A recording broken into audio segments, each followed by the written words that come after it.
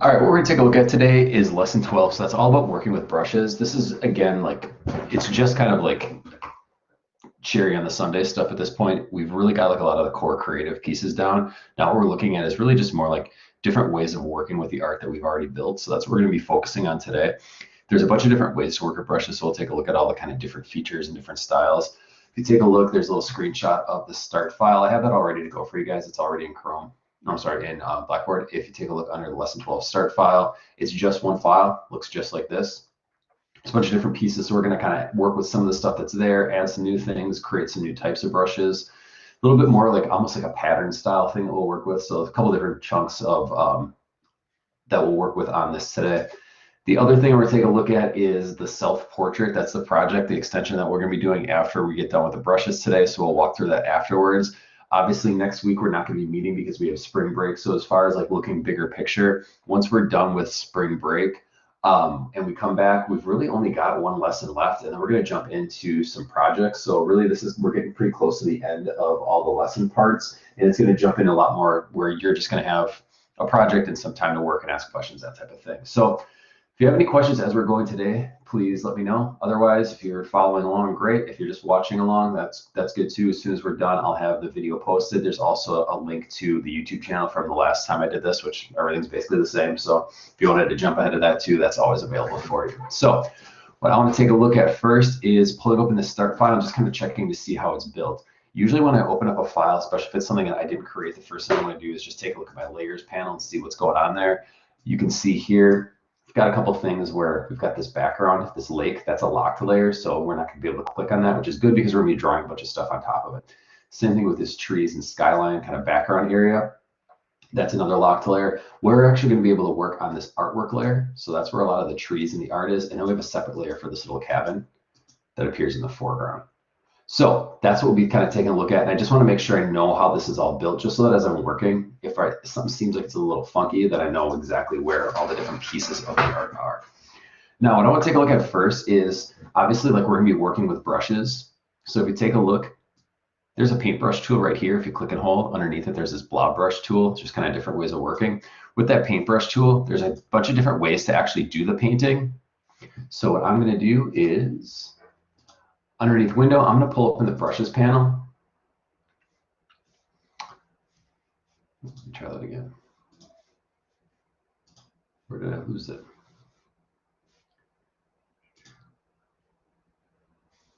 Weird. Oh, it pulled it open right in my preview on my other monitor, and it just like blended right into it. I was like, I know there's one around here somewhere. Okay, there we go. So underneath your brushes, there's kind of a couple different ways of looking at it, and there's 5 different types of brushes. So there's a calligraphy brush, and what these are going to do is these are going to allow you to essentially add just kind of like varied strokes. So like if you've seen calligraphy before, it's kind of varied line weights where it goes thick to thin and back. It just randomly generates these. So there's a bunch of different types of calligraphy brushes. The second type of brush is an art brush. We're actually going to build an art brush out of this tree. So you can take art that you've built and then and create custom brushes out of it. Third type of brush is a bristle brush. We'll take a look at like maybe making some like smoke come out of this chimney. It almost looks a little bit more. Don't get a chance to take a look at that. You see right here where it's got this mop. That's one of them. Third type is a pattern brush. A pattern brush is essentially where you're going to build something. So here how we've got these objects and we built patterns last week, we can actually build patterns into brushes as well. So we can take this, use it as a single point, and then make it wrap around different areas. So like how we have this green bar here, we're going to apply a pattern to that. And the last type of brush is just a scatter brush, and that just randomly generates characters across it. To be honest with you, as far as the different types of brushes, I very rarely use scatter brushes. I occasionally use a pattern brush. I very rarely use art brushes. The ones that I tend to use the most are like the calligraphy brushes or the bristle brushes, because I think you can kind of get some nice effects with it. So what I want to take a look at first is applying some calligraphy art onto a existing object. So underneath my brushes panel, I've got all these different kind of presets. This isn't all of them. Keep in mind, we got this little library icon. There's a whole bunch of different types of brushes. So bristles, artistic, arrows. So you can actually pull open any type. This is just kind of their default setting. And if I click right here, I've got all these different views. Right now I'm in list. Let's go back to the thumbnail. I kind of like thumbnail because it shows me a little bit of a preview of what that brush is going to look like. So what I'm going to do is I'm just going to select an existing piece of art. So I'm just going to grab one of these, and I'm going to try and apply I've got this like 40-point flat one here. I'm gonna click on this, and that's actually kind of like a nice flowing look to it. So what I'll do is I'm gonna just apply that to a couple different ones. Now, if I don't like how it looks, I can just click on that over and over again, and it just randomly generates a new version of that. So if I have one that maybe is like too thick or one that's too thin, I can just keep clicking until I'm happy with kind of the style of it. With this, because it's got kind of like this airy look to it, and I want to kind of make it look like it's flowing between these trees, I'm just going to try to look for something that's got a little bit of variation that isn't too thick or isn't too thin. So maybe that one looks good. Let me hit this last one here. Ooh, I like that one. So now that I have all that applied, what I want to do is I want to jump in and I want to take a look at not just what this looks like as far as the brush, but also the color and the opacity. So what I'm going to do, and I don't think we've seen this before, rather than trying to like shift click on all these, what you can actually do is if you go to your select menu, you can select same. So I'm going to select same appearance. And it automatically found all the lines that had this color stroke, had a calligraphy brush applied to it, and selected all of them right off the bat. So I can select them all, change them all to 1 or into white, and I'm going to take my opacity, just kind of fade it back a little bit, maybe look somewhere around like 20% or so. So it kind of gives me like that nice flowing line in the background. So far, so good. This making sense? All right, now next thing I want to do is I want to try and draw using the actual paintbrush tool, and I want to select a brush. So I have some default ones in here, but I want to take a look inside this library. So what I'm going to do is I'm going to go under my brush panel. I'm going to go under artistic, and I'm going to look for the artistic calligraphic brushes, and it shows just a whole bunch of them. Now I can view these this way, or I can view them as a list. I'm going to view them as a list because I want to see the names of these. I was using that 40-point, and it was nice. I like kind of like the flow that it gave me, but it was really big. So what I'm going to do is I'm going to look for a smaller one. I'm going to grab this 15-point flat brush. Notice that whenever I select an object here, it now shows a preview, and it adds it almost like a swatch into this brushes panel. So I think that looks good. And what I'm going to do is before I start drawing, I'm going to change my color. I've got kind of these different shades here. So I'll just start with maybe like this kind of greenish color, or this greenish blue. Now I'm going to click and drag, and now it's just going to kind of auto-generate some of these lines. I can kind of create some flow through here. Now, the thing you want to keep in mind is as you're drawing, let me zoom in a little bit. As you're drawing, these aren't set. These are just vector lines. All it's doing is it's just reapplying. So say I drew something, but I didn't like the shape of it. Well, I can reapply and keep clicking to give myself a new one. I can also edit this. This just acts like a standard vector line. So just like if I drew it with my pen tool, I can click, I can change position, I can grab individual points. So I can modify it that way, or maybe I want to make it look like the water's kind of flowing from this direction. So here I can kind of slide this up. Here, this is maybe a little too horizontal. I can kind of make it a little bit more vertical. So again, as I'm drawing these lines, I'm not stuck with anything I'm just given. I can always go back in and adjust as I need to kind of create that effect that I'm looking for. So here, if I want to reapply this, and I don't know if I'm super hot about on that one. I think maybe that as a shape will do it. I've also noticed sometimes as you're clicking through, if you don't get enough variation with these, sometimes I'll just delete them and just try and redraw a little bit more of a fluid line. I feel like if you go too up and down with these things, it adjusts. I like a nice kind of like quiet point to start it. So as I'm going through, I can kind of play with that and adjust it. The other thing I can do is if I take a look, maybe I'm not super hot on this color. Remember, we can always apply gradients as well. So what I'm going to do is I'm going to apply a linear gradient. And as I take a look, remember we talked about gradients last week, how we can change all the different settings on them. So if I go into window and then down to gradient, when I have this thing selected, let's take a look at my settings. I can apply along it, across it. I can change those settings. This seems like it's a little bit light. So what I'm going to do is I'm going to shift click all these. I'm going to bump my opacity up a little bit. It kept that 21% that I had when I was working before. Let's make it a little bit more bold. Let's apply that to all of them. And let's take a look. I think maybe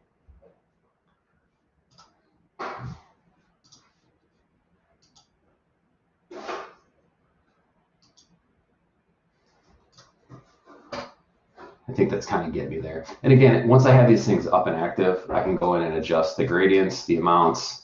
If I want to apply a different line, apply a different color to anything, I can kind of start customizing that way as well. So you guys get the idea. As you're working, just keep in mind that these things are nothing more than just vector lines that you can adjust and control however you see fit. So far, so good. Any questions on that? And again, I like to keep it as subtle as possible. All right, so now that we've seen that, we've taken a look at the brushes, we've taken a look at kind of how we can adjust them. Also keep in mind that you're not just stuck on that. You can also adjust the brush itself. So you might have noticed before, as I was going through and clicking, I accidentally double-clicked. If you double-click on a brush, you can go in and you can adjust things. You can take a look at the angle of it, how round or soft you want it to be, how big or small you want it to be. So you can kind of adjust that. And as I'm going, take a look. It's showing me what that would look like. So here, maybe if I put a little bit more of an angle on it, then I kind of get a little bit more thick, thin variation. And it'll automatically apply this just like a global swatch to everything else. So once I'm done, I can click OK if I like it, or if I just want to leave it as is, I can just hit cancel. So once we have a brush, we're not stuck with it. We can always edit it and apply it right back on there.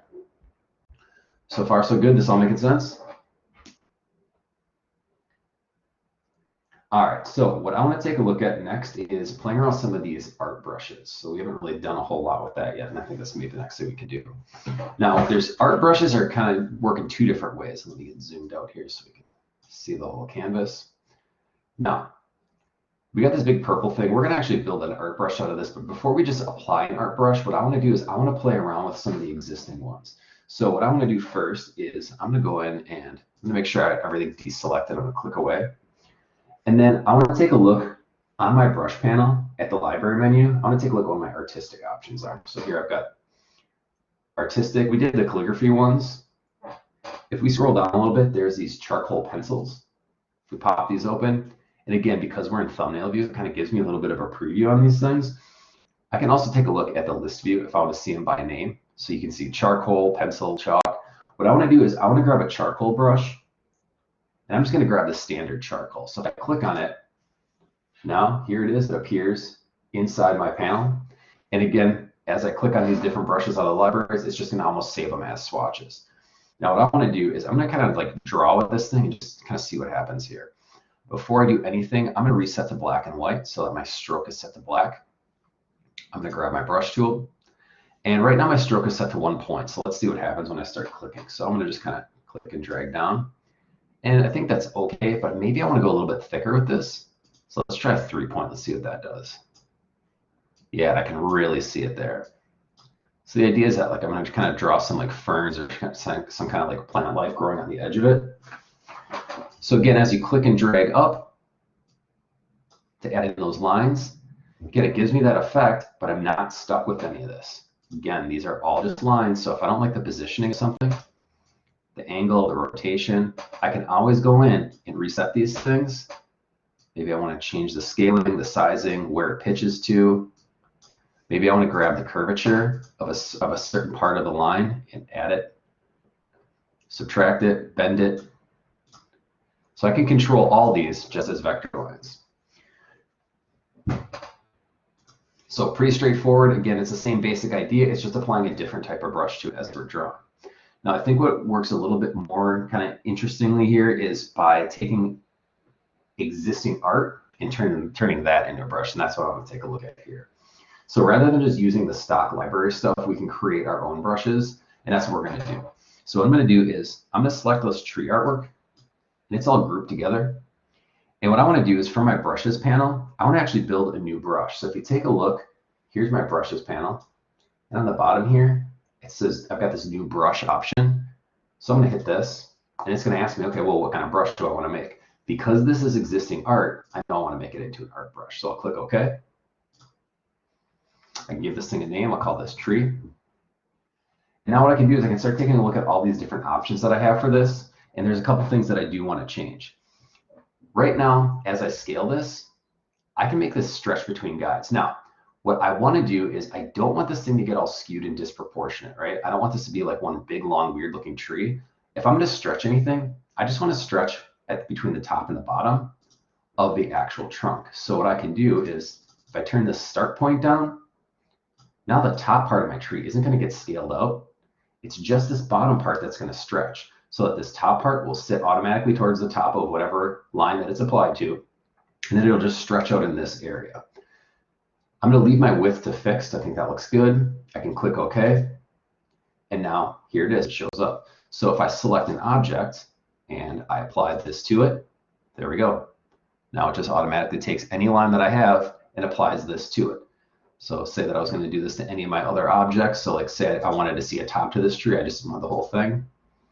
Now I have that. Now it looks like it's acting a little bit funky because of the initial settings on here. It looks like this thing was built with a stroke and a fill, so it's trying to wrap around it.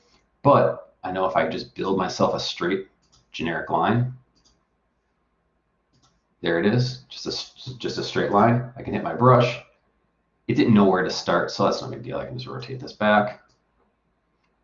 And just like that, it's automatically applying itself right to it. So really fast way of creating art. And the nice part about this is it's a little bit more customizable. I can kind of stretch and bump and scale and play around with it that way. How's that working? That make sense to you guys?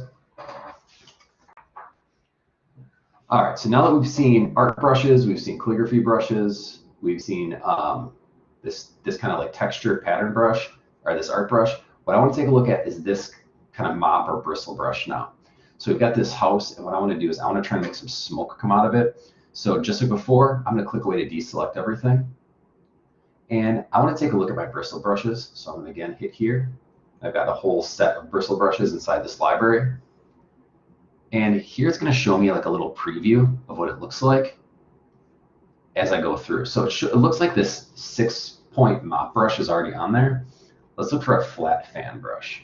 That's this one right at the bottom. And if I want to look for names, remember I can go in the list view. This fan brush, I want to try this thing. So I'm going to select this. I'm going to grab my brush tool, but before I start drawing, I'm going to pay attention to what I'm going to draw with. I want to change this color to white. I'll leave the opacity at 100%, but I think what I'm going to do is play around with it. And again, as I start drawing, I'm just going to click and drag up. And I think that's okay, but I don't think that size is quite big enough. I'm going to bump up my stroke a little bit. So let me undo that last one. We bump my stroke to 2 points. Let's take a look at doubling how that looks.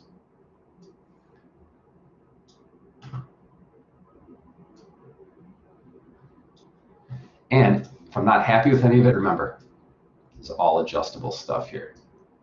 So I can play with my stacking points.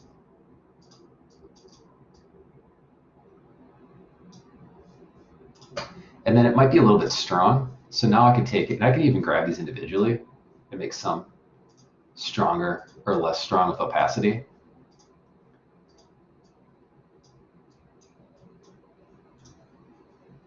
And then if I want to change this to kind of make it fully come off the edge of the canvas, maybe I'll blend this into itself, stretch it down a little bit so the start point's the same.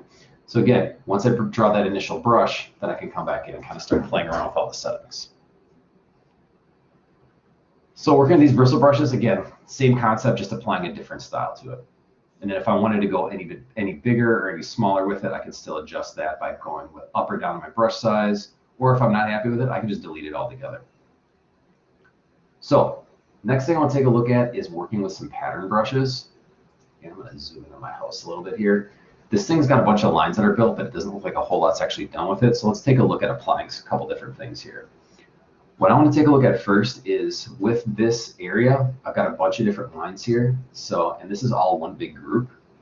So what I'm going to do is I'm going to apply a couple different things. I'm going to try and get some, almost like a wood panel along these yellow lines here. And then I got these little pieces here. I'm going to try and apply some lights around the bottom of it as well.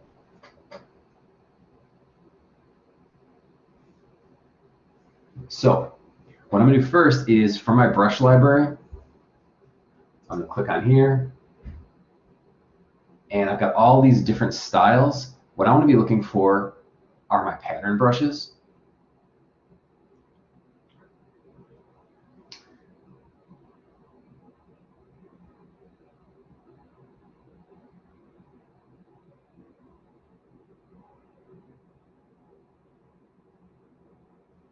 oops, sorry, grammar out of the wrong section, up here. So here's my pattern brushes.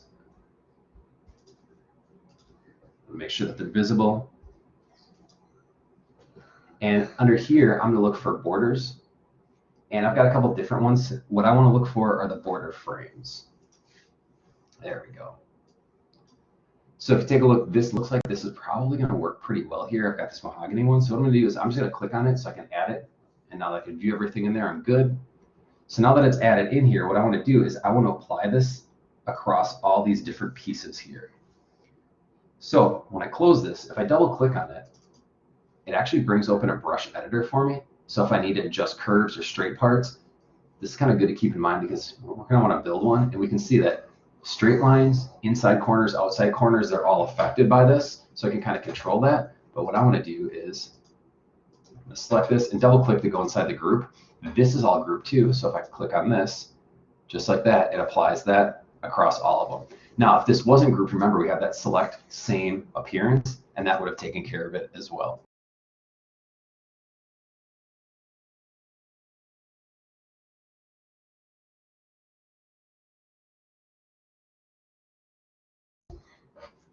All right, so now that we got that applied, what I want to do next is we have a brush. Now we're going to create a new brush. We're actually going to create one out of that existing art. So I come back over here, just like we did before from our brushes panel, how we can make a new brush. What I'm going to do is I'm going to select this object right here. And once it's selected, I can do this new brush option. And I want to create a pattern brush. So now it should give me a window that looks just like the one before. So what I can do here is I can start taking a look at how everything looks, how the sides, the edges, the corners look. So here, it shows me a little preview. If I can do auto overlap, auto centered, auto corner. The centered one looks like it kind of stretches it or pushes it in. Same thing with auto. This overlap, there it just kind of bumps them and overlays them. I think that one looks a little bit more natural. So as far as kind of the wrapping options, I think that looks pretty good. So I'll click OK. Here it is. So now if I select an object, I can click on this and apply it. Now, it's really big. What this is doing is this is applying a size to this.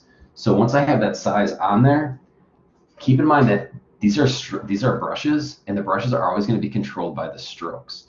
So what I can do is I can scale this down. And now, as I scale down, it applies kind of a little bit more of an appropriate shape to it. Same thing here. Select it. It's way too big. I can start scaling down my brush size. And now this looks like it probably should.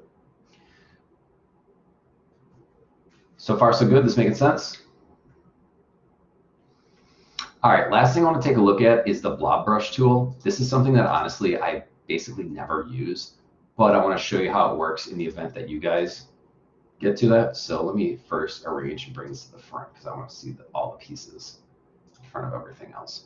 Now, what the blob brush tool does is it basically lets you draw in an area, and instead of it acting like a regular style of brush, what it's going to do is it's going to take a big chunk of whatever you draw and turn it into a finished vector piece.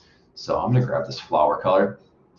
I got my blob brush tool selected. I'm going to turn the stroke up a little bit, and I'm going to just do this off here over on the canvas. I'm going to try and draw like a little flower. Now I'm just going to try and draw some colors that kind of, or some shapes that kind of bump out a little bit. And when I fill it all in, zoom in a little bit more, probably is a little bit easier to see. So as I draw,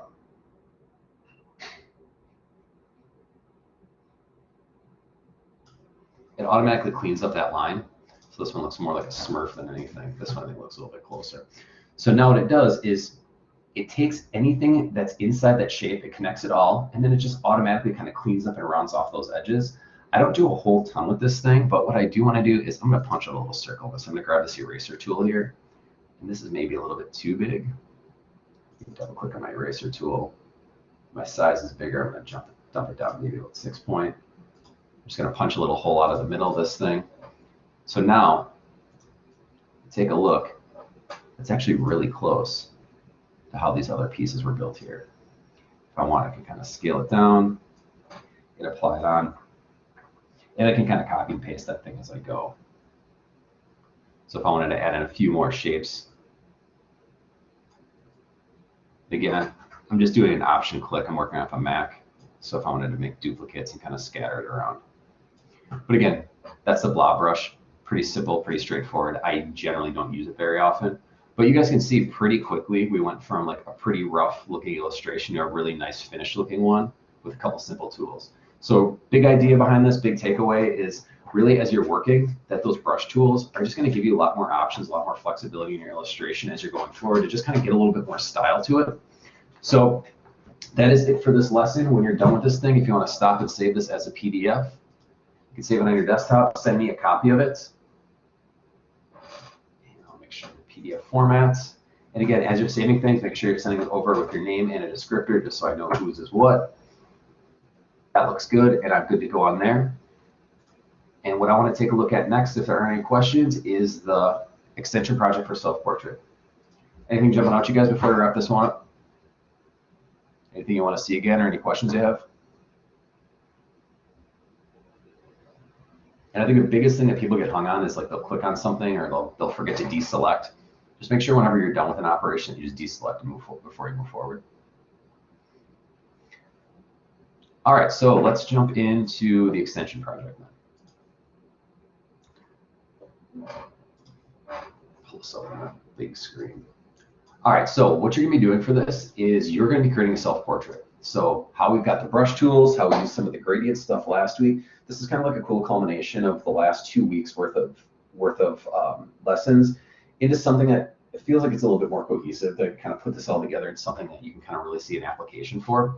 What you're gonna do is you're gonna create a self-portrait from a photo. So I think the easiest way to do this is take a photo, whether this is of you, if this is like a friend, a family member, whoever. I think it's a lot easier if you start with an actual photo, just like how we traced all those logos.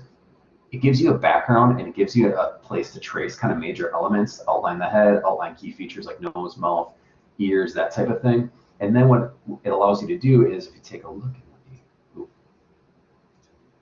this, we'll zoom in on some of these examples here. If you take a look, applying different brush strokes around the edges to do hair. Here you can really see like how he did on his beard and different kind of like flowing pieces out of the hair. Think about this as one big object. So this was just basically one big trace that she did here. And then she just drew in a couple lines and applied some calligraphy brushes and some different colors to kind of pull out some different areas. So as much as this looks like it's really complicated, it's actually pretty straightforward. It's just one big object. And now here she's just got a couple of extra pieces that kind of pull out that she used that brush for. The other thing I think works really well for this is different gradient tools. So here, using freeform gradient to kind of do some lighter colors or pull out some like a little bit of like rosiness on his cheeks. Here on this one, he stacked different kind of shading, different kind of skin tones to do bright and dark areas. So I think that one worked really well. So as you're working on these, again, I think the best workflow for this is start with a basic trace of the object, then just start filling in major areas. Nose pieces, eyebrows, set the hair as a separate object. And then you can start, once you have those basic pieces done, then you can start going in and adding individual lines or different pieces that might come out to get those different shading parts of it. As far as how you're being graded on this, you'll have custom shapes created for the face, the head. All your objects should be stroked and filled. You should use at least 3 different brushes. And then when you're done, you're going to submit a JPEG or PDF of this to me via email. You can set this up at any size you want. I just had like an 8.5 by 11 if you want to do it, because in the past, like when we were doing this at lab, this is something that like people would, they do it and they printed them out. These make for great avatars or for profile pictures for social media. So it's kind of a fun little application for it as well. Remember, when you're done, you can always scale these things as JPEGs, bigger or smaller. And if you guys want to see a quick lesson on that, we can do that as well. Any questions on the self-portrait? Now, as far as kind of overall like progress, I'm going to jump into announcements quick here. So here we are on 4/1.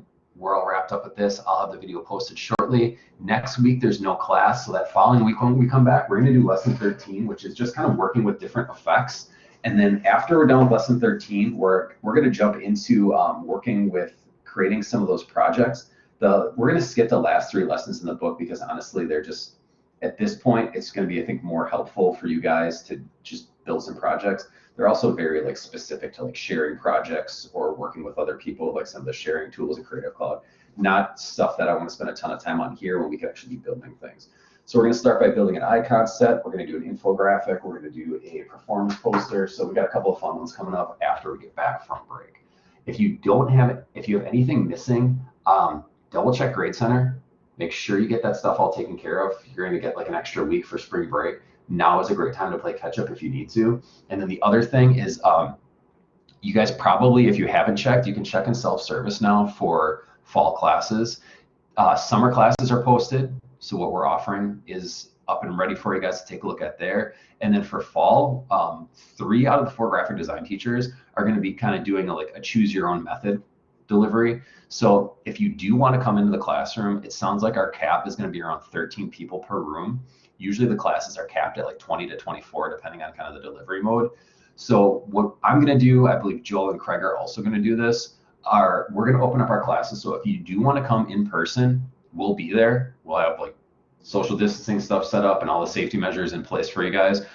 If you choose to just keep doing this online, it'll also be a virtual delivery. So what's going to end up happening is, for my classes at least, if it's a morning class, it'll run from 10 until 12. If it's an afternoon, it'll run from 1 till 3 in person. And as I do the in-person lecture, I'll also be broadcasting it on Collaborate, recording it, and posting it. So if you guys like this method, you think this is working for you, and you want, and just from like a availability and kind of like flexibility standpoint, this works, you can keep going this route. If you do prefer working in person and getting that feedback, that'll also be available for you guys. So I just wanted to give you a heads up that that's what it's going to look like. I don't know how they're wording it in info online, but I just want you guys to know like that's what you should be able to expect. So if you got any questions, let me know. Otherwise, that is what I got for you guys this week, and I'll just be hanging out answering questions if you have them. So thank you guys.